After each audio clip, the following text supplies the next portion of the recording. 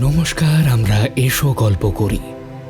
আজ শুনবেন পরাগ ভূঁইয়ার লেখা একে চন্দ্র ট্রিলজির প্রথম পর্ব বিবর্তন। তবে গল্প শুরুর আগে একটাই রিকোয়েস্ট, গল্পটি ভালো লাগলে লাইক এবং কমেন্ট করে জানাবেন এবং অবশ্যই সাবস্ক্রাইব করবেন আমাদের চ্যানেল এসো গল্প করিকে। শুনতে থাকুন পরাগ ভূঁইয়ার লেখা বিবর্তন।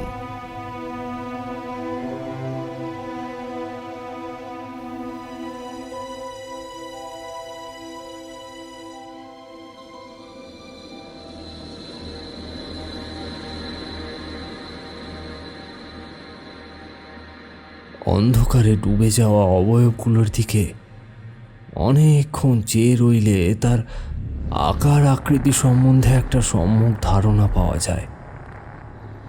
অন্ধকারের একটা নিজস্ব আলো থাকে, অথচ তাকিয়ে থেকে তেমন কিছু ঠাউর করতে পারছি না। শুধু অসীম আধার মাঝে অজস্র তারার এলোমেলো বিস্ফোরণ। কিন্তু ওটা কি? একটা সাদা আলোকবিন্দু। আলোটা জ্বলছে আর নিভছে, জ্বলছে আর নিভছে। বহু দূর থেকে ভেসে আসছে মৌমাছির কুঞ্জন। এই বিচিত্র তার তাল ও সুর। কুঞ্জনটা আমার খুব কাছে চলে এসেছে, কানের কাছে এসে বাজছে। সত্যিই কি তাই, নাকি কেউ ডাকছে আমায়? চোখ খুলুন প্রফেসর ব্যানার্জি।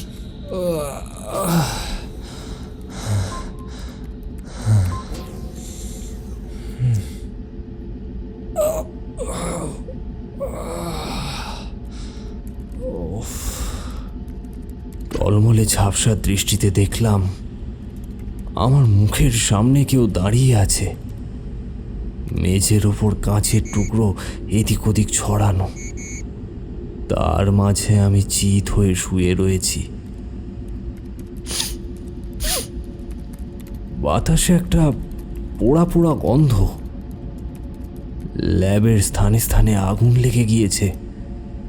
সিলিং বেয়ে দোলনার মতো ঝুলছে একটা টিউবলাইট। তার জোরালো আলো মুখে এসে পড়ছে আমার। আলোর হাত থেকে বাঁচতে দুহাত দিয়ে মুখটা ঢাকলাম কিছুক্ষণ।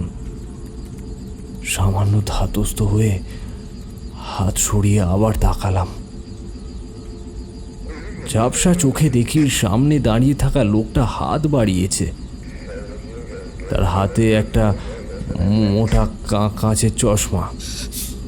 নিন নিন নিন চশমাটা পড়ুন। আমি হাত বাড়িয়ে চশমাটা নিতে গিয়ে যন্ত্রণায় কোকিয়ে উঠি। পেটে অসম্ভব ব্যথা। সাবধানে, ইউ উন্ডেড। পেটে গ্লাসের টুকরো ঢুকেছে। মেডিক টিম আসছে, একটু ধৈর্য ধরুন। বিস্ফোরণের সময় আপনি ছিটকে টেবিলের নিচে পড়ে যাওয়ায় আপনি গুরুতর আঘাত পাননি, নইলে যে কি হতো কে জানে। চশমাটা চোখে দিতেই মানুষটাকে চিনতে পারলাম। ও, মনোজ মালাকার, প্রজেক্ট হেড। আমি ভাঙা ভাঙা গলায় প্রশ্ন করলাম, ট্রায়ালের কি হলো? ওপর থেকে কোনো রেসপন্স পেয়েছ? না প্রফেসর। কোনো ফরেন পার্টিকেলস? নাথিং। এক রাশ নিরাশা এসে আমার মাথা হেঁট হয়ে গেল। বললাম, শেট। আর মেজর রাঘব, ওনার কি খবর? Disappeared without a trace. Hit and trial, এই মেথড ছাড়া আমাদের আর কোনো উপায় নেই মনোজ। এই নিয়ে 6 জন বলি হয়ে গেল প্রফেসর। হার কত? মালাকার বেশ উত্তেজিত হয়ে কথাটা বলেই পরক্ষণে নিজেকে শুধরে নিল। আচ্ছা ঠিক আছে। আপনি আগে সুস্থ হয়ে উঠুন, তারপর এই নিয়ে কথা বলছি।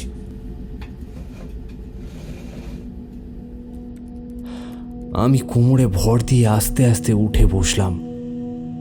বিস্ফোরণে গোটা ল্যাব একেবারে ধ্বংসস্তূপে পরিণত হয়েছে। ধোঁয়ায় ভরে রয়েছে চারিদিক। একদল ফায়ার কর্মী আগুন নেভাতে ব্যস্ত। তবে আপাত দৃষ্টিতে দেখে মন বলছে যন্ত্রটা তেমন ক্ষতিগ্রস্ত হয়নি। সেন্ট্রাল ইউনিটটা পোর্টালের ওপারে কয়েক সেকেন্ড থাকার পর ফিরে এসে বিস্ফোরণ সহ সেফটি গ্লাস ভেঙে এই কন্ট্রোল এরিয়াতে তাণ্ডব ঘটিয়েছে। যত্রতত্র ছিটকে পড়ে রয়েছে pressure gauge, numeric tube, monitor display আরও ইত্যাদি ইত্যাদি। ক্যাপ্টেন রাঘব যে আর ফিরবে না এ কথা জানি। সঠিক কোঅর্ডিনেট খুঁজে বের করতে আমারই কোথাও ভুল হচ্ছে। মনোজ এবার প্রজেক্টটা বন্ধ করে দেবে মনে হয়। ওর কোম্পানি আর জলের মতো এত টাকা খরচ করবে না। অনেক কাঠ খড় পোড়ানোর পর অবশেষে আমি যন্ত্রটা তৈরি করেছিলাম। গত 5 বছরের অক্লান্ত পরিশ্রমের ফল। সৃষ্টির আনন্দে যে কত রাত ঘুমোতে পারিনি তার হিসেব নেই। আমার কত স্বপ্ন ছিল মানব সভ্যতার ইতিহাসে শুধু স্বর্ণাক্ষরে নাম লেখা থাকবে না, প্রয়োজনে গোটা ইতিহাস আমার তৈরি যন্ত্রের দ্বারা বদলানো সম্ভব। প্যারালাল ইউনিভার্সের অস্তিত্ব চিরকাল হাইপোথেসিস বা কল্পবিজ্ঞানের গল্পই হয়ে থেকেছে, কিন্তু এই যন্ত্রের মাধ্যমে যে কেউ অন্তহীন সম্ভাবনার জগতে পৌঁছতে পারত। একটা বিকল্প পৃথিবী পেতে পারে সবাই। কিন্তু সব শেষ হয়ে গেল। রাঘবকে নিয়ে মোট 6 জন ভলেন্টিয়ার বিকল্প পৃথিবীর সন্ধানে হারিয়ে গেল। তারা আর ফেরেনি। আমার এই যন্ত্রটা সবসময় ধ্বংসই ডেকে এনেছে, এ কথা আমি মানছি। কেন যে রিসার্চ টিমের সদস্যরা যন্ত্রটাকে সুইসাইড বয় বলতো, এখন আমি বুঝতে পারছি। 2 জন মেডিক এসে আমাকে শুইয়ে দিয়ে স্ট্রেচারে করে নিয়ে যায়। ল্যাব ছাড়ার আগে পর্যন্ত পলকহীন চোখে চেয়ে রইলাম ধ্বংসাবশেষের দিকে, চেয়ে রইলাম আমার তৈরি সুইসাইড বয়ের দিকে।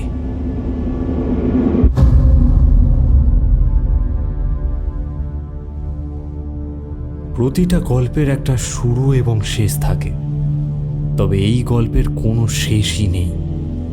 শুরুটা হয়েছিল বছর 5 আগে, একটা বর্ষা মুখর সন্ধ্যায়। একজন তরুণের অপরিসীম উদ্যম আমার গবেষণার সৌজন্যে। সেদিনই প্রথম মনোজ মালাকারের সঙ্গে আমার আলাপ। ইউনিকর্ন কোম্পানির সিইও। ইউনিকর্ন নতুন হলেও রোবোটিক্সে বিশ্বমানের দক্ষতা অর্জন করেছে, নইলে এত কম সময়ে মার্কেটে এদের উত্থান রীতিমতো হারকিউলিয়ান টাস্ক। তবে মনোজকে প্রথম দর্শনে আমার বেশ ভালো লেগেছিল। ওর প্রস্তাবটাই ছিল সম্পূর্ণ ভিন্ন। মানব সভ্যতা এখন মৃত্যুর দোরগোড়ায়। যে কোনো মুহূর্তে নিউক্লিয়ার হলোকাস্ট হতে পারে। গোটা পৃথিবী জুড়ে বিপুল জনসংখ্যা, এটাই হচ্ছে এখন আমাদের অন্যতম সমস্যা। সিঙ্গল চাইল্ড নিয়মের কড়াকড়িতে লাভ তো কিছুই হয়নি, উল্টে প্রতি মিনিটে 35টা করে শিশু জন্মাচ্ছে। উপায় কি? উপায় হলো কোনো একটা বসবাসযোগ্য বিকল্প পৃথিবী খুঁজে কোটি কোটি মানুষের পুনর্নির্বাসন। এইটা যদি সম্ভব হয় তাহলে হয়তো এই বর্তমান ক্রাইসিস থেকে অনেকটাই মুক্তি পাওয়া যাবে। মালাকারের প্রস্তাবে বেশ খুশি হয়েছিলাম আমি। ওর কোম্পানির বিনিয়োগ হলেও প্রজেক্টটার মধ্যমণি ছিলাম আমি। রাত দিন এক করে প্রোটোটাইপ থেকে ফুলি ফাংশন মডেল বানালাম, যা একজন মানুষকে পৌঁছে দিতে পারে একটা বিকল্প দুনিয়াতে। যদি এটা সফল হয় তাহলে পরিকল্পনা ছিল আরো বড় একটা গেটওয়ে বানানোর, যেখানে একসঙ্গে শতাধিক মানুষকে নিয়ে যাওয়া আসা করা যাবে। কিন্তু তা আর সম্ভব হলো কই। চিন্তার মায়াজাল কেটে গেল আমার। আবার বাস্তবে ফিরে এলাম। নার্সিংহোমের বেড থেকে উঠে ধীর পায়ে এগিয়ে গেলাম। হাত বাড়িয়ে স্লাইডিং উইন্ডোটা অল্প খুলে বাইরের দিকে তাকিয়ে রইলাম। বাইরে বৃষ্টি পড়ছে। 5 বছর আগে ঠিক সেই দিনের মতো।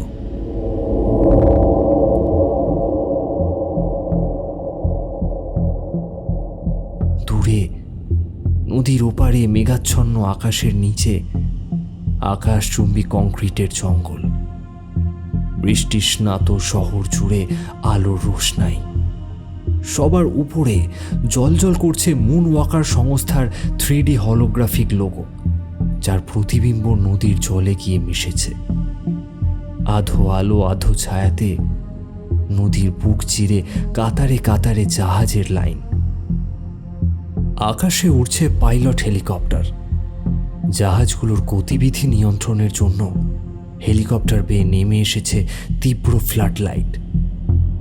মিথেন গ্যাসের বড় বড় ট্যাঙ্কার বোঝাই করে জাহাজগুলো চলেছে সমুদ্রের দিকে। নদীর এপারের শহরতলির দৃশ্য সম্পূর্ণ আলাদা। কালো ধোঁয়ার কুণ্ডলি উগড়ানো দাউ দাউ করে জ্বলতে থাকা একটা দৈত্যকার চিমনি, প্লাস্টিকের রিসাইকেল কোম্পানির চিমনি। ছোটবেলায় আমরা মুখ পোড়া লাইট হাউস বলতাম, তবে ওই মুখ পোড়াটাই আমাদের পেটের ভাত জুগিয়ে এসেছে। এই চিমনির নিচে থেকে শুরু হয় লেবার কলোনি। কয়েক হাজার বর্গ কিলোমিটার জুড়ে চারকোনা লুডোর ছক্কার মতো দেখতে সারি সারি ঘর, যার একটার মধ্যেই আমার ছোটবেলা কেটেছে। অভাব অনটনের জীবন আমার প্রতিভার বিকাশে বাধা দেয়নি, বরং অপরিসীম জেদ আর বিকল্প কিছু করার প্রচেষ্টা প্রতিভার প্রস্ফুরণ ঘটিয়েছে। প্যারালাল ইউনিভার্স নিয়ে একের পর এক থিসিস দাঁড় করিয়েছি। অর্থ যশ, এখন আমার কোনো কিছুর অভাব নেই, কিন্তু নিজের শিকড়টাকে কোনো দিন ভুলিনি। আমার মাসিক আয়ের প্রায় পুরোটাই ডোনেশনে যায়। সাধ্যমতো চেষ্টা করি সমাজের পিছিয়ে পড়া দরিদ্র সীমার নিচে অবস্থান করা মানুষের জন্য সত্যি কিছু করার।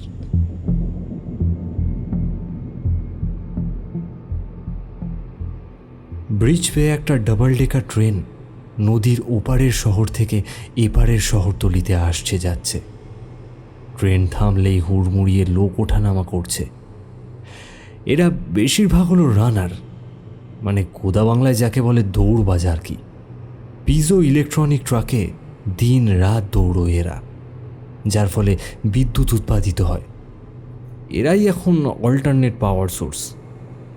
এই দৌড়বাজরা সমাজে খুব গুরুত্বপূর্ণ, সেই সঙ্গে ভীষণ অপ্রয়োজনীয় বটে, কারণ একজন মরলে তার জায়গায় 10 জন চলে আসবে। রাত্রি 8টা বাজলে লেবার কলোনিতে কারফিউ জারি হয়। এটি হয়ে ওঠে তখন সবচেয়ে বেশি অপরাধপ্রবণ এলাকা, অথচ কয়েক বছর আগে এমন পরিস্থিতি ছিল না। চাঁদের টেরাফর্মিং জোর কদমে শুরু হতে মানুষের জীবনে বেশ কিছু পরিবর্তন ঘটে। জোয়ার ভাটার তীব্রতা সমুদ্র উপকূলবর্তী অঞ্চলকে বসবাসের অযোগ্য করে তোলে। শুধু তাই নয়, মানুষের রিপু নিয়ন্ত্রণে ঋণাত্মক ভূমিকা নেয়। রেপ, খুন, আত্মহত্যা, গার্হস্থ্য হিংস্রতা দৈনন্দিন জীবনের অংশ হয়ে ওঠে। অগত্যা ল অ্যান্ড অর্ডার বজায় রাখতে রাত্রি নামলেই কারফিউ জারি হয়। দূর থেকে ট্রেনের অবিরাম শব্দ আসছে, তার সঙ্গে লেবার কলোনির শোরগোল, কুকুরের ঘেউ ঘেউ শব্দ। উফ! কিন্তু সব কিছু ছাপিয়ে দৃষ্টিগোচর হয় উঁচু বিল্ডিংগুলোর মাঝে মুন ওয়াকার সংস্থার 3D অ্যাডভার্টাইজমেন্ট। একজন লাস্যময়ী মহিলা হাওয়ায় ভাসছে, তার চারপাশে 3D হলোগ্রাফিকের একটা দুনিয়া, যেটার সময়ে সময়ে আকার আকৃতি বদলাচ্ছে। ভেসে বেড়াতে বেড়াতে মেয়েটি পৃথিবী ছাড়িয়ে কয়েক মুহূর্তে অন্তরালে চাঁদের পৃষ্ঠে এসে নামল। তবে এ চাঁদের মাটি সাদা কালো এবড়ো খেবড়ো পাথুরে নয়, বরং সবুজ ঝলমলে। মেয়েটির ব্যাকগ্রাউন্ডে চাঁদের বুকে নিমেষে তৈরি হচ্ছে উঁচু উঁচু অ্যাপার্টমেন্ট, ঝুলন্ত রেল লাইন, বিল্ডিংগুলোর মাঝে ভেসে বেড়াচ্ছে নানা আকারের উড়োজাহাজ। পেছনে নীল আকাশ ফুঁড়ে অর্ধেক ধূসর পৃথিবী। এই বিজ্ঞাপনটা আমি কয়েক লক্ষ বার দেখেছি, তাই আর ভালো লাগে না। বিরক্তিতে আরো উপরের দিকে তাকালাম। ঘন কালো আকাশ যে শুধু আমার পছন্দ তাই নয়, আরও অনেকের পছন্দ। না, কোনো কাব্য চর্চার অঙ্কুরোদ্গম নয়, বরং মেঘলা আকাশ অনেকের কাছে ঝলসানো রুটির প্রতীক। তারা চাঁদকে ঘৃণা করে। বিগত 500 বছর ধরে চাঁদের টেরাফর্মিং চলছে, এবং সেটা করতে গিয়ে পৃথিবীর সমস্ত রিসোর্স প্রায় নিঃশেষ। অতীতে একটা সময় পর্যন্ত কঠোর জনসংখ্যা নিয়ন্ত্রণ, বিশ্ব শান্তির প্রয়াস, অর্থনৈতিক পরিকাঠামোর শুধরানো, এসবের অনেক চেষ্টা চলেছে। কিন্তু চাঁদে স্থায়ীভাবে বসবাস করার পরিকল্পনা বাস্তবায়িত হতেই এসব কেউ আর কেয়ার করল না। বরং হাইব্রিড পিজো ইলেকট্রনিক ক্রিস্টাল বাজারজাত হওয়ার পর বিপুল জনসংখ্যাকে দৌড়বাজে রূপান্তরিত করা হলো। এখন কেমন আছেন প্রফেসর? হ্যাঁ, এখন অনেকটা সুস্থ লাগছে বটে। আশা করি পরের সপ্তাহ থেকে আবার কাজে লাগতে পারবো। সেটা আর সম্ভব নয়। কোম্পানি আর এই প্রজেক্টে অর্থ বিনিয়োগ করবে না। আমরা মুনওয়াকার সংস্থার সঙ্গে হাত মিলিয়ে চাঁদের টেরাফর্মিংয়ের জন্য একটা বিশেষ অ্যান্ড্রয়েড তৈরি করেছি, যারা স্পেস শাটেলে করে আইস এবং মিথেন কিউব নিয়ে যাবে। এতে কি লাভ হবে? কয়েক হাজার পাইলট কর্মহীন হয়ে পড়বে যে। আর কোনো উপায় নেই প্রফেসর। অ্যান্ড্রয়েড পাইলটের অ্যাকুরেসি এবং প্রেসিশন একটা মানুষের থেকে অনেকটাই বেশি। টেরাফর্মিংয়ে গতি আসবে, কারণ চাঁদই এখন আমাদের একমাত্র ভরসা। কিন্তু সম্পূর্ণ প্রক্রিয়া শেষ হতে তো কমপক্ষে আরও 200 বছর সময় লাগবে। তোমার কি মনে হয় যে মানুষ এত ধৈর্য রাখবে? তার আগেই নিজেরা নিজেদের মাংস ছিঁড়ে খাবে, এই আমি তোমাকে বলে রাখলাম। কিন্তু আমার মতে আমাদের আরও একবার চেষ্টা করা উচিত। কিন্তু কে বলুন তো? এই এক্সপেরিমেন্টাল ভলেন্টিয়ার কে হবে প্রফেসর? আর তাছাড়া কোনো আর্মি অফিসার তো এই কাজে এগিয়ে আসবে না। এত গোপন রাখা সত্ত্বেও সংবাদপত্রগুলো সৌজন্যে প্রজেক্টের ব্যাপারে সব কিছুই জেনে গেছে। কেউ কেউ তো বলছে আমি নাকি সেডিস্টিক। একটার পর একটা ভলেন্টিয়ারকে নিশ্চিহ্ন করে আমি পৈশাচিক আনন্দ পাচ্ছি। কাউকে প্রয়োজন নেই, আমি নিজে যাব। কিন্তু প্রফেসর, তুমি এমনিতেই তো প্রজেক্টটা বন্ধ করবে। ধরো আমি গিয়ে যদি আর ফিরে না আসি, তাতে তোমার তো কোনো ক্ষতি হবে না। দেখো, একবার চেষ্টা করে দেখতে কিসের ক্ষতি বলো? নিজের রাঘব সহ ওই 6 জন ভলেন্টিয়ার এখনো কেন ফিরে এলো না, এই নিয়ে আমার কিছু বিশ্লেষণ আছে। শোনো, ভালো করে মন দিয়ে শোনো। তুমি হয়তো জানো যে আমাদের মহাজাগতিক দৃষ্টি আলোর গতি দ্বারা সীমিত, কিন্তু তার বাইরেও মহাবিশ্বের অনন্ত প্রতিলিপি রয়েছে, এবং সেগুলো সংখ্যায় কত তা পরিমাপ করাও সম্ভব। কিন্তু সেই রাশি এত বড় যে তা গণনা করার মতো প্রযুক্তি আমাদের কাছে নেই। এবার আমাদের কি দেখতে হবে? আমাদের দেখতে হবে যে প্রতিলিপিগুলির মধ্যে সৌরজগৎ সৃষ্টির সম্ভাবনা কতটা, এবং সেই সৌরজগতে পৃথিবীর গঠন কেমন হবে। ভুলে যেও না কিন্তু, যে বিকল্প পৃথিবীর সন্ধানে আমরা আছি তার স্বরূপ কিন্তু সম্পূর্ণ আমাদের মতোই হতে হবে। হ্যাঁ, তবে কেবলমাত্র একটা ছোট্ট বৈচিত্র্য ছাড়া। সেখানে যেন প্রাণের অস্তিত্ব থাকে, বাট সেটা কেবল আণুবীক্ষণিক স্তরে।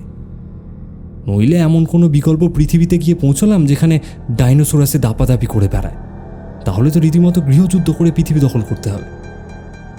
তাহলে আমাদের ভুলটা কোথায় হচ্ছে প্রফেসর? আপনি বলুন। দেখো, আমার মনে হয় আমাদের কোঅর্ডিনেট নির্ণয় ভুল হচ্ছে। চান্সটা কিন্তু 1 ইন এ বিলিয়ন বা ট্রিলিয়ন নয়, 1 ইন এ ইনফিনিটি। আর আমার বিশ্বাস হচ্ছে ওই 6 জন এমন কোনো সম্ভাবনার জগতে পৌঁছেছে যেখানে বিগ ব্যাংই ঘটেনি। অর্থাৎ সেখানে কোনো ইউনিভার্সের সৃষ্টিই হয়নি। হাইপোথিসিস অনুসারে বিগ ব্যাংয়ের আগে ছিল ইনিশিয়াল সিঙ্গুলারিটি, অর্থাৎ একটা বিন্দু যার মধ্যে অসীম ঘনত্ব সীমাবদ্ধ। এবার সেখানে স্পেস, টাইম, লাইফ, ম্যাটার কিছু অস্তিত্ব তো রাখে না, যেখানে ভৌত বিজ্ঞানের কোনো সূত্র কার্যকারী হয় না। আমার মনে হয় সেই কারণেই আমি তাদেরকে খুঁজে পাচ্ছি না। নিজের রাঘবের কি হাল হয়েছে তা সত্যিই আমি কল্পনা করতে পারছি না এখন। তাহলে এবার কি হবে? আপনার অবস্থাও যে ওদের মতনই হবে। মনোজের প্রশ্ন শুনে বোবা সেজে দাঁড়িয়ে থাকি। আবেগের বশে প্রতিশ্রুতি তো দিয়ে ফেললাম, কিন্তু এর উত্তর আমার কাছেও নেই। জানালার বাইরে উত্তর খুঁজতে থাকি। এখন আর বৃষ্টি পড়ছে না, আকাশে মেঘ সরে গিয়ে উজ্জ্বল চাঁদের আগমন হয়েছে। নীল চাঁদের গায়ে তুলো তুলো মেঘের আস্তরণ। টেরাফর্মিং প্রক্রিয়া প্রায় শেষের পথে। গ্যালেন গ্যালেন মিথেন, অ্যামোনিয়া এবং সমুদ্রের জল ফ্রিজ করে মহাকাশযানগুলোয় বয়ে নিয়ে গিয়ে ছুঁড়ে ফেলা হচ্ছে চাঁদের পৃষ্ঠে। এতে দুটো কাজ হয়, চাঁদে মানুষের বসবাসের অনুকূল আবহাওয়া সৃষ্টি, আর নিজের অক্ষ বরাবর চাঁদের আবর্তন বৃদ্ধি পায়। সুদূর অতীতে চাঁদের ম্যাগনেটিক ফিল্ড থাকলেও এখন চাঁদের কোনোই ম্যাগনেটিক ফিল্ড নেই। কিন্তু মনোয়াকার সংস্থা এই সমস্যারও বিকল্প রাস্তা খুঁজে নিয়েছে। সূর্যের ক্ষতিকারক তেজস্ক্রিয় রশ্মির হাত থেকে রক্ষার জন্য কয়েক লক্ষ মাইল জুড়ে অর্ধগোলাকার শিল্ড নির্দিষ্ট দূরত্বে চাঁদকে কেন্দ্র করে ঘুরছে। ভূপৃষ্ঠ থেকে স্পেস এলিভেটর কেবল আকাশ ফুঁড়ে উঠে গিয়েছে মহাশূন্যে। মহাকাশযানগুলি এই স্পেস এলিভেটর করেই পৌঁছে যাচ্ছে চাঁদের কিনারায়। তারপর দৈত্যকার মিথেন, অ্যামোনিয়া এবং আইস কিউবগুলো চাঁদের পৃষ্ঠে ফেলে দিয়ে আসছে। কি অভূতপূর্ব দৃশ্য! নক্ষত্র খচিত আকাশের রানী যেন ইনকিউবেটরে ঘুমিয়ে আছে, একেবারে নবজাতকের মতো। আর এই পুরো প্রক্রিয়ার পথপ্রদর্শক মনোয়াকার সংস্থা, পৃথিবীর নতুন মহাশক্তি। আমি জানি না মনোজ, তবে প্রজেক্ট শাটডাউন হওয়ার আগে আমি একবার শেষ চেষ্টা করে দেখতে চাই। আমরা যে ধ্বংসের দোরগোড়ায় সেটা তো তুমিও জানো। ভবিষ্যতে কি হবে সেটা নিশ্চয়ই তোমাকে আর বলে দিতে হবে না। টেরাফর্মিং কমপ্লিট হলে মনোয়াকার সংস্থা চাঁদে বড় বড় ডিজাইন কমপ্লেক্স বানাবে। সেগুলো যাদের সামর্থ্য আছে তারা কিনবে আর চাঁদে সুস্থ জীবন কাটাবে। আর যারা যেতে পারবে না তারা পৃথিবীতে বসে বসে পচবে। পৃথিবীটা ধীরে ধীরে নিষ্পাপ গোলাকার দৈত্যকার আবর্জনা স্তূপে পরিণত হবে। তুমি কি সেটা চাও মনোজ? বলো। কিন্তু প্রফেসর, আপনি এটা বোঝার চেষ্টা করুন, আপনি যেটা করতে চাইছেন সেটা আত্মহত্যার সমান। সত্যি আত্মহত্যা। কিন্তু একবার ভেবে দেখো মনোজ, যদি আমরা সফল হই তাহলে তো ভবিষ্যতে আমূল পরিবর্তন ঘটবে। এই প্রযুক্তি কাজে লাগিয়ে তোমার কোম্পানি কতটা ক্ষমতাশালী হয়ে উঠবে সেটা একবার ভেবে দেখো। মনোয়াকার সংস্থাকে পিছনে ফেলে ইউনিকর্ন হয়ে উঠবে পরবর্তী মহাশক্তি। দেখো, আমার জীবনে আর কোনো লক্ষ্য নেই, শুধু চাই এই গবেষণাটা সফল হোক। তুমি আমাকে একটা সুযোগ দাও প্লিজ। কিন্তু প্রফেসর, আপনি যদি ফিরে না আসেন তাহলে এই গোটা দুনিয়া আমার পেছনে পড়ে যাবে। সংবাদপত্রগুলো ছিঁড়ে খাবে আমাকে। ইউনিকর্ন কোম্পানির এতদিনের সাফল্য, আপনার গবেষণার ভবিষ্যৎ সবকিছু ধুলোয় মিশে যাবে। আমি আমি আমি আমি এত বড় অন্যায়ের দায়ভার আমার কাঁধে নিতে পারবো না প্রফেসর। আমি কি করে নিই বলুন তো? আমার পক্ষে এটা সম্ভব নয়। আপনি প্লিজ আমাকে ক্ষমা করুন, please. I am really sorry. আমি পারবো না এটা।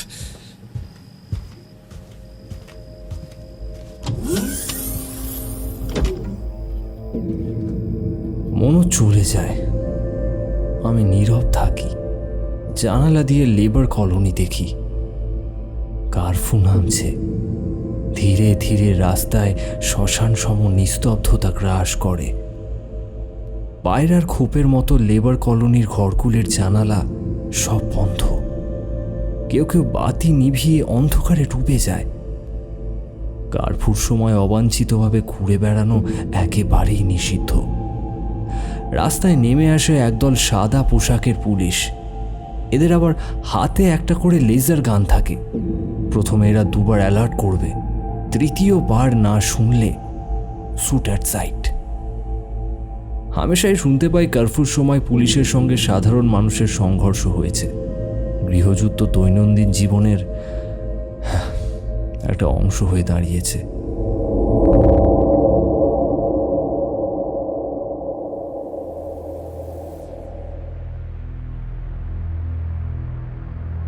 অবশেষে মনোজ আমার কথায় রাজি হয়েছে। টানা 1 মাস ধরে আমরা যন্ত্রটায় কিছু পরিবর্তন এনেছি। চেষ্টা করেছি পুরো যন্ত্রটাকেই পোর্টালের ওপারে পাঠানোর। এরই মাঝে একটা অদ্ভুত কাণ্ড ঘটেছে। না, আমি মিরাকেলে বিশ্বাস করি না, কিন্তু যা ঘটেছে তা কল্পনাতীত।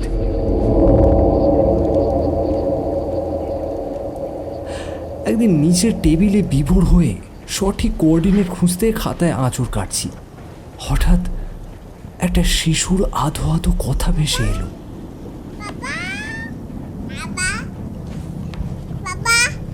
যেন আমার খুব চেনা কণ্ঠস্বর। আমার অস্থিরতা বেড়ে উঠল কয়েকগুণ।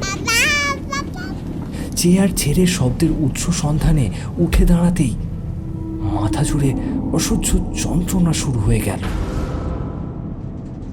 স্মৃতিপটে ভেসে উঠল একটা আবছা দৃশ্য। আমার কোলে খেলা করছে একটা 5 বছরের শিশু, সোফায় খেলনা ছড়িয়ে ছিটিয়ে রাখা। কিছুটা তফাতে খাবারের প্লেট হাতে একটা মেয়ে এসে দাঁড়িয়েছে। মেয়েটির পরনে শাড়ি, কপালে সিঁদুর। হ্যাঁ, মুখটা আমার খুব চেনা লাগছে। এই যে মিথিলা, আমার সঙ্গে ইউনিভার্সিটিতে পড়তো। হ্যাঁ, কিছুদিন চুটিয়ে প্রেমও করেছি, কিন্তু তারপর থেকে আমাদের আর কোনো যোগাযোগ নেই। কিন্তু কেন যেন আমার মনে হতে লাগলো ও আমার বিয়ে করা বউ, আর কোলের বাচ্চাটাও আমাদের। কিন্তু ঠিক তখনই গোটা ঘরময় যেন ভূমিকম্প নেমে এলো। সাদা পোশাক পরিহিত একদল বন্দুকধারী প্রবেশ করলো ঘরের ভিতর। মিথিলা বাধা দিল, কিন্তু সঙ্গে সঙ্গে একটা চোখ ঝলসানো আলোর রোশনাই আমার দৃষ্টিপট বদলে দিল।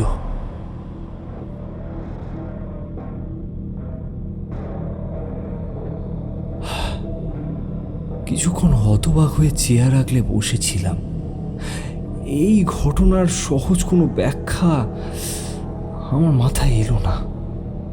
তবে এটা যে স্বপ্ন নয় সেটা আমি একেবারেই নিশ্চিত, বরং এক ধরনের ভিশন বলা যেতে পারে। সারা রাত অনেক ভেবে শেষ পর্যন্ত একটা সিদ্ধান্তে এলাম। অদূর ভবিষ্যতে আমার কোনো এক বিকল্প সত্তা, যার সঙ্গে মিথিলার বিয়ে হয়েছে, সেও হয়তো আমার মতোই প্যারালাল ইউনিভার্স নিয়ে গবেষণা করতে গিয়ে সফল হয়েছে। সে যে কোঅর্ডিনেট কাজে লাগিয়ে পোর্টাল খুলে যেখানে যেতে চেয়েছে, সেটা আসলে আমার ইউনিভার্স।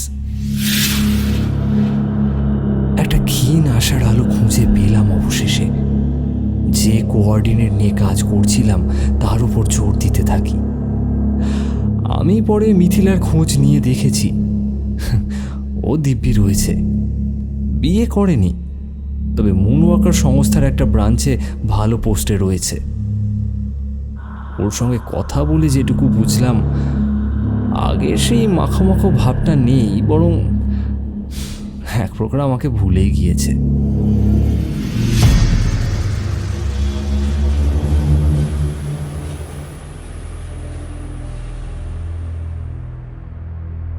আজ যন্ত্রটার অপরিসীম ক্ষমতা পরীক্ষার দিন। গিনিপিগ আমি নিজেই। তেজস্ক্রিয় বিকিরণ থেকে বাঁচার জন্য মনোজ আমাকে একটা বিশেষ ধরনের স্পেস স্যুট বানিয়ে দিয়েছে। সঙ্গে রয়েছে 72 ঘন্টার অক্সিজেন সরবরাহ এবং আত্মরক্ষার জন্য একটা লেজার গান। যন্ত্রটা সেন্ট্রাল ইউনিটের সঙ্গে লাগোয়া একটা ডিম্বাকার কক্ষ আমি নিজে লাগিয়েছি। বাইরের দৃশ্যাবলী পরিষ্কার করে দেখার জন্য কক্ষটি স্বচ্ছ বানানো হয়েছে। স্পেস স্যুট চাপিয়ে প্রয়োজনীয় জিনিসপত্র নিয়ে আমি ডিম্বাকার কক্ষে প্রবেশ করি। সেফটি ক্লাসের ওপারে গোটা রিসার্চ টিম উৎসুক দৃষ্টিতে আমার দিকে চেয়ে। সবার মাঝে দেখতে পেলাম মনোজ দাঁড়িয়ে। আমার জেদের বশে শেষমেশ হার মেনে নেয় ছেলেটা। আমি ফিরে আসতে পারবো কি না সে নিয়ে বেচারা বেশ উদ্বিগ্ন। আমি একটা দীর্ঘশ্বাস ফেলে হাত নাড়িয়ে যন্ত্রটা চালু করার নির্দেশ দিই।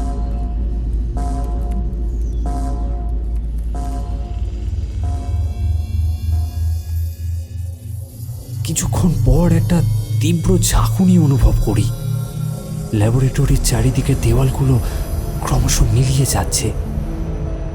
তার পরিবর্তে একটা নীলচে বেগুনি বর্ণের কুয়াশা ধীরে ধীরে যন্ত্রটাকে ঘিরে ফেলছে। সেন্ট্রাল ইউনিটের কম্পন মাত্রা ছাড়িয়ে যাচ্ছে অস্বাভাবিকের দিকে। যন্ত্রটা জুড়ে এলোমেলো অগ্নিস্ফুলিঙ্গের তরঙ্গ খেলা করছে। তারপর নীলচে বেগুনি কুয়াশার মুখে বিদ্যুৎ সম গতি নিয়ে ছুটে চললাম অজানা মহাবিশ্বের দিকে।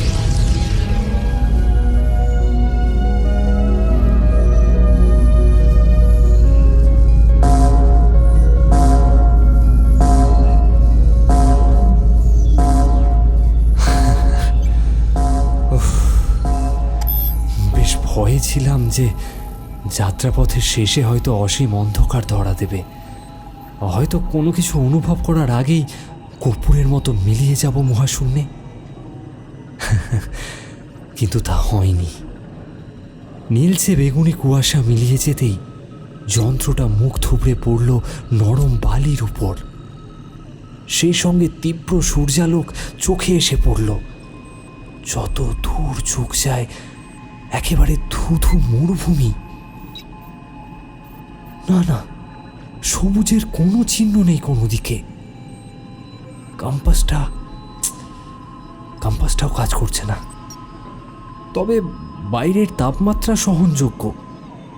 আমার কোঅর্ডিনেট নিখুঁত না হলেও কাজে একটু দিয়েছে। অন্ততপক্ষে আমি ফিরে যেতে তো পারবো।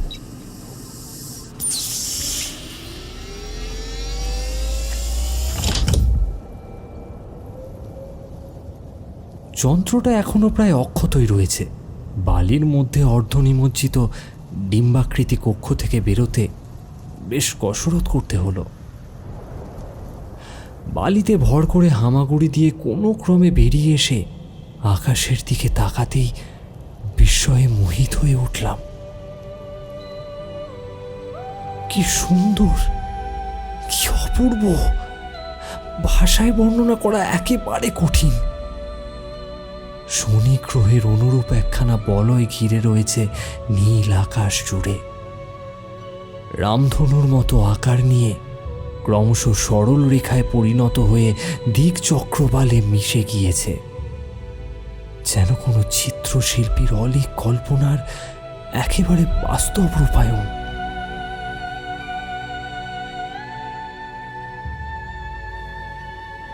বেশ কিছুক্ষণ এই অভূতপূর্ব দৃশ্য উপভোগ করার পর নিজের কাজে মন দিলাম। ক্যামেরা বের করে ছবি তুললাম, বালির স্যাম্পেল কালেক্ট করলাম, এয়ার কম্পোজিশন চেক করলাম। নাইট্রোজেনের পরিমাণ পৃথিবীর মতো হলেও বাতাসে জলীয় বাষ্প এবং অক্সিজেনের মাত্রা ভীষণ কম। অগত্যা 72 ঘন্টার অক্সিজেন আমার একমাত্র ভরসা। এতদূর এসে যখন অক্ষত অবস্থায় আছি, তখন এই বিকল্প পৃথিবীকে আরো অন্বেষণ না করে আমি ছাড়ছি না। তবে যন্ত্রটা একার পক্ষে বয়ে নিয়ে যাওয়া অসম্ভব।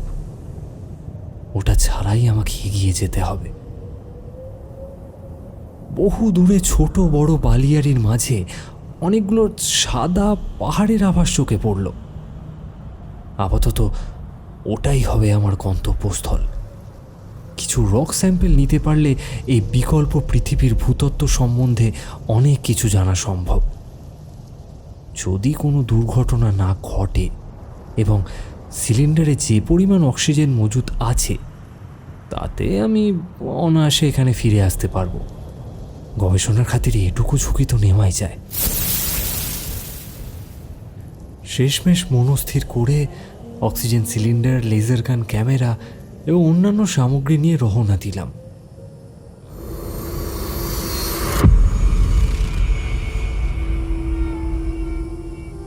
তবে সামান্য দূর গিয়েই আমার সমস্ত উৎসাহের অবসান ঘটে আসল প্রতিকূলতার উদয় হলো।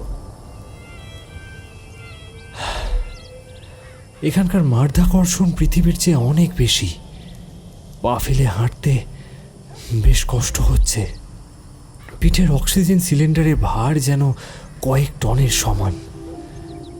সেই সঙ্গে তপ্ত মরুভূমির বালি আমার চলার গতিকে আরো মন্থর করে তুলেছে। বেশ আশ্চর্য লাগলো, এখানে খুব তাড়াতাড়ি দুপুর গড়িয়ে বিকেল নামে। এই বিকল্প পৃথিবীর আবর্তন তুলনামূলকভাবে দ্রুত। আমার গণনা অনুযায়ী প্রায় 17 ঘন্টায় নিজের অক্ষ বরাবর একবার ঘুরতে সময় নেয়। নিজেকে ভীষণ ক্লান্ত লাগছে, আর পারছি না। হাঁটা থামিয়ে কিছুক্ষণ জিরিয়ে নেওয়া যাক। ইনসু ড্রিঙ্ক ব্যাগ থেকে স্ট্র করে খানিকটা জল খেয়ে স্বস্তির নিঃশ্বাস ফেললাম। ধীরে ধীরে কুসুম রাঙা সূর্য অস্ত গিয়ে অন্ধকার নামল। এখানে তাপমাত্রা খুব দ্রুত পরিবর্তিত হয়। আমার স্পেস স্যুটটা অবশ্য তাপের কুপরিবাহী, নইলে এতক্ষণে একেবারে ঠান্ডায় জমে যেতাম।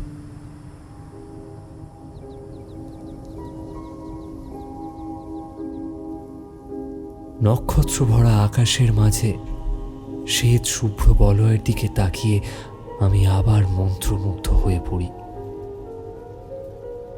কি অপরূপ শোভা, কি অমোঘ আকর্ষণ তার!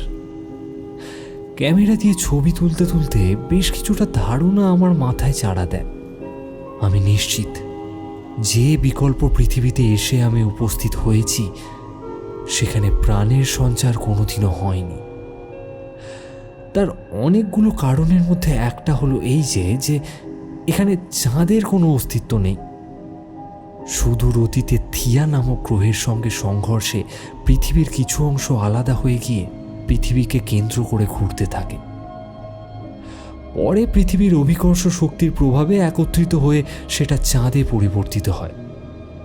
কিন্তু এই সমান্তরাল জগতে তা উপগ্রহে পরিণত না হয়ে সৃষ্টি করেছে একটা বলয়ের।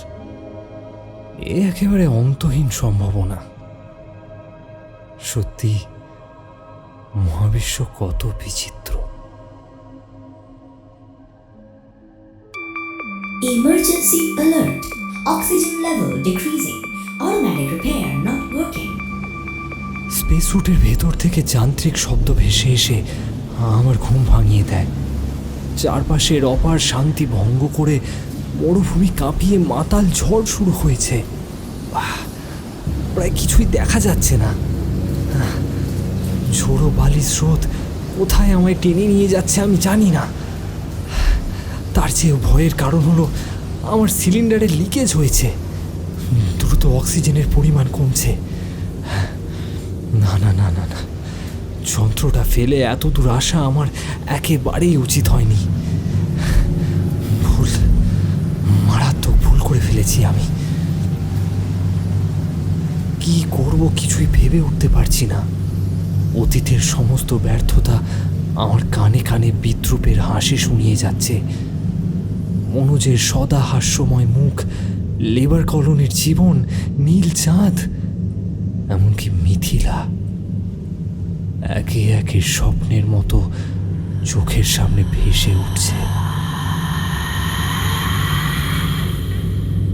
হঠাৎ করে আমার বেঁচে থাকার ইচ্ছাটা কেমন যেন প্রবল হয়ে উঠল।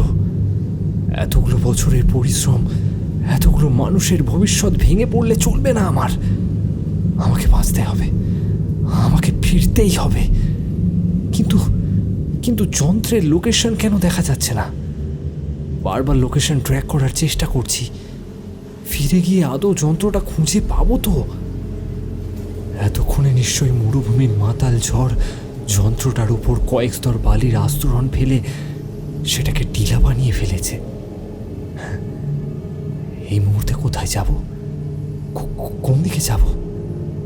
কিছুই বুঝতে পারছি না আমি। নিজেকে ভীষণ অসহায় লাগছে। আচমকা মৃত্যুর ভয়ে দিকবিদিক জ্ঞানশূন্য হয়ে ঝড়ের তাণ্ডবকে উপেক্ষা করে ছোট বালিয়াড়ির বুক চিরে এগিয়ে গেলাম। দৌড়তে দৌড়তে একসময় জ্ঞান হারিয়ে ফেললাম।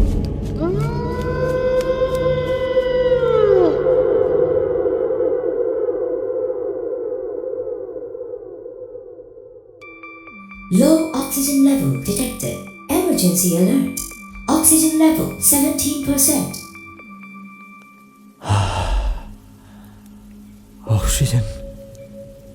অক্সিজেন এখন প্রায় শেষের পথে। ইনসু ড্রিঙ্কিং ব্যাগের জলের ভাণ্ডার এখন প্রায় নিঃশেষ। খিদের জ্বালায় আমার নাজেহাল অবস্থা। ক্যামেরা বাদে সমস্ত প্রয়োজনীয় জিনিস গত রাতে ঝড়ে আমি হারিয়ে ফেলেছি। যন্ত্রটা খুঁজে পাওয়ার আশা এক প্রকার ছেড়েই দিয়েছি বলতে গেলে। না, তবে এত সহজে হার মানার পাত্র আমি নই। অভিযান আমি বন্ধ করব না। ভাগ্যে যা লেখা আছে দেখা যাবে। সাদা পাহাড়ের সারি লক্ষ্য করে আবার পথ চলা শুরু করলাম।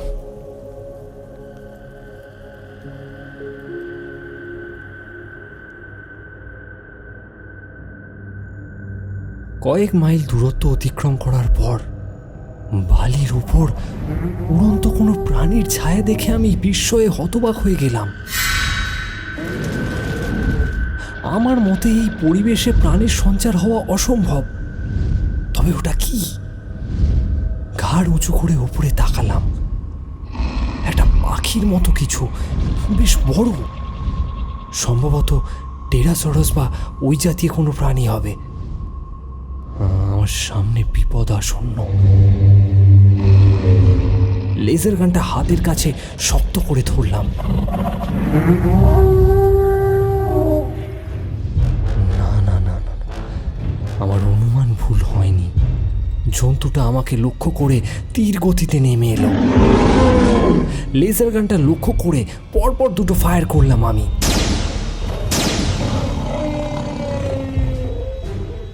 প্রথমটা লক্ষ্যভ্রষ্ট হলেও দ্বিতীয়টা নিশানায় গিয়ে লাগলো। ডানা ঝাপটাতে ঝাপটাতে জন্তুটা প্রায় 10 হাত দূরে গিয়ে পড়ল।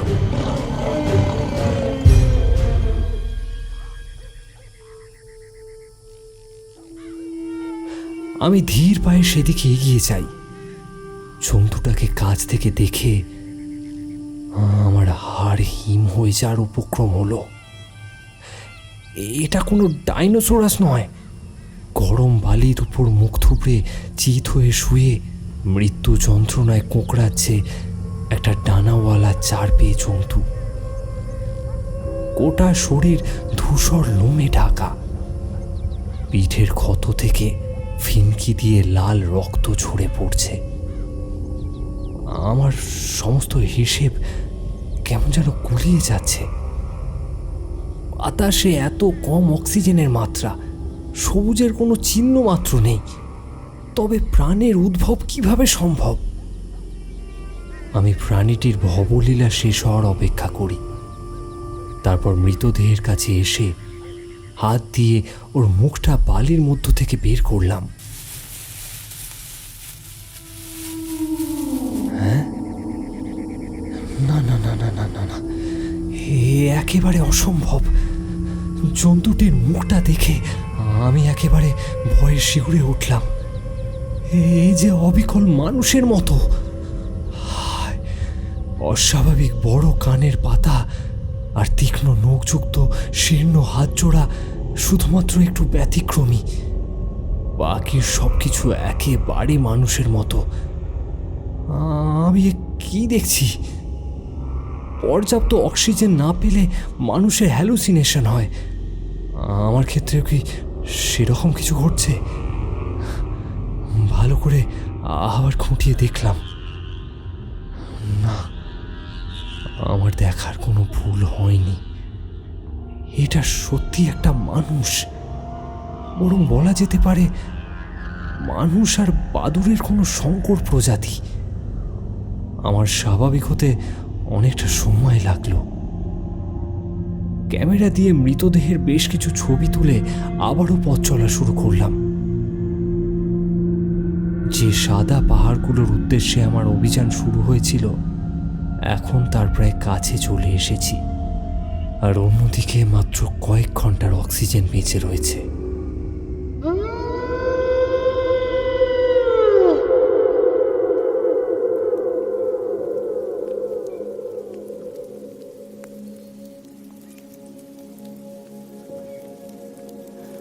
প্রত্যেকটি ক্রিয়ার একটা সমান এবং বিপরীতমুখী প্রতিক্রিয়া থাকে।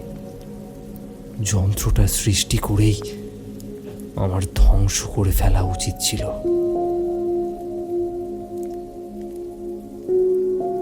অন্তহীন সম্ভাবনার রূপ যে এত ভয়ঙ্কর হতে পারে তা আমি কল্পনাও করতে পারিনি। সূর্য তখন মধ্য গগনে। সামনে দেখলাম আকাশে উড়ে বেড়াচ্ছে অসংখ্য বাদুড় মানুষের দল। তার চেয়েও অবাক দৃশ্য, আমার যন্ত্রের মতোই অসংখ্য যন্ত্র মরুভূমির বালির উপর পড়ে রয়েছে। তার মানে শুধু আমি একা নই, সমান্তরাল ব্রহ্মাণ্ডের আমার অসংখ্য সত্তা নিজ নিজ বানানো যন্ত্রের দ্বারা কোনো না কোনো সময়ে এখানে হাজির হয়েছে। তাদের মধ্যে অনেকেই ফিরে যেতে পারেনি। তারপর ঘটেছে যোগ্যতমের উদ্বর্তন।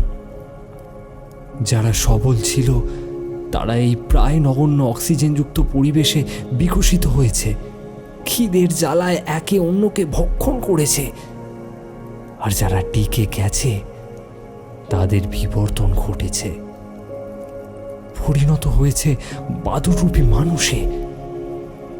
আর ওই সাদা পাহাড়গুলো, ওগুলো আসলে মৃতদের হাড়ের স্তূপ। এই বিবর্তনের প্রক্রিয়া অনন্তকাল ধরে চলবে না, এর কোনো পরিসমাপ্তি নেই।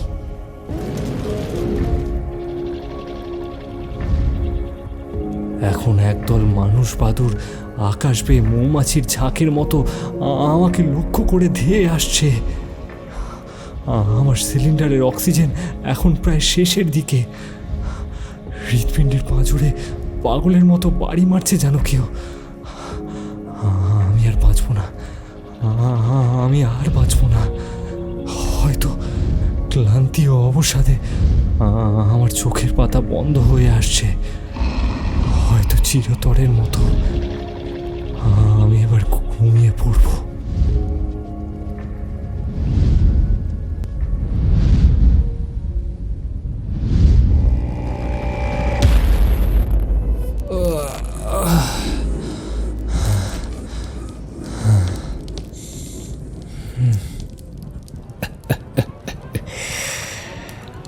Welcome to Nova, Professor.